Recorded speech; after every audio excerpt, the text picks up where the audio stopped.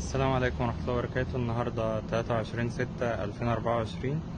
أنا قدام السفارة المصرية بجدة. أنا جيت عشان هم يشوفوا حل، بسلم نفسي هم يشوفوا حل. أنا بقالي يومين بدون أكل وبدون علاج. أنا محتاج أنزل مصر، محتاج أنزل مصر ضروري. أنا عملت فيديو بتحاسبن على الشركات اللي عملوا كده، وبقول إن في وفيات، حد يلحقهم يا جماعة. الفيديو اتاخد بحاجة سياسية أخرى بحتة، والدنيا مقلوبة يعني. أنا تعبان جدا جدا جدا.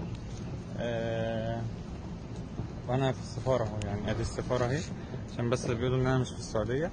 أنا في السفارة، وهوريكوا تاريخ دخولي السعودية.